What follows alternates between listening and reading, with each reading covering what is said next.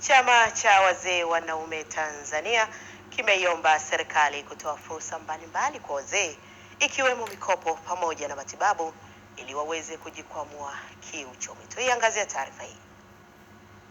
Wakiwa katika semina ya uongozi, viongozi wa chama cha wazee kanda ya kaskazini ulienda pamoja na kuapishwa kwa viongozi waliochaguliwa na rais wa chama hicho. Baadhi ya wazee wanatoa ombi kwa serikali la kutambulika katika fursa mbalimbali zinazotolewa kwa makundi mengine na wao waweze kuzingatiwa ili wanufaike. 10% ni hizi ambazo tunaona wamepewa vijana na vijana makundi mbalimbali ambayo tunayaona yakitolewa. Sasa na sisi katika nafasi hii kwa hizi 10% na sisi wazee pia tunazihitaji, kwa sababu nasi pia bado tuna mchango mkubwa kwenye taifa katika miradi na mambo mengine. Mheshimiwa Rais wetu atufikirie wazee. Wazee vijijini hata mjini tiba ni shida.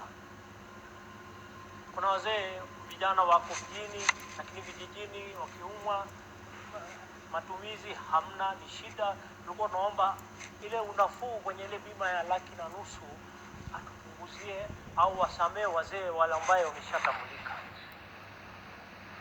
Katika taifa lote ukisoma katika hata maandiko matakatifu ni kichwa. Sasa kama wazee wanasahaulika, hii kichwa itakuwa wapi? Huku tuendako itakuwa sio vizuri. Ni vyema serikali iwe karibu na wazee ili tuweze kuungana kujenga tabali wa nchi yetu.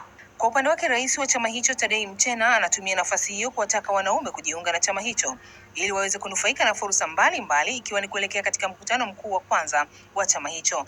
Umuhimu wa kujiunga kwenye chama cha wazee wanaume Tanzania ni jambo muhimu sana, kwa sababu chama cha wazee wanaume Tanzania tumejipanga kwa ajili ya kusaidia wazee wote nchi nzima, kwa sababu tuna miradi yetu nchi nzima na wazee ndio wataalamu. Wazee wengi ni wataalamu. Kuna maafisa miradi wa chama, kuna madaktari wa chama, kuna wanasheria wa chama. Kwa hiyo tukiungana kwa pamoja, chama cha wazee wanaume Tanzania kitafika mbali. Naye katibu mkuu wa chama hicho anatoa msisitizo kwa viongozi walioteuliwa kutekeleza majukumu yao ipasavyo katika maeneo wanayosimamia. Viongozi walioteuliwa leo wafuate nyayo za wenzao. Umoja ni nguvu na udhaifu ni katika kutengana.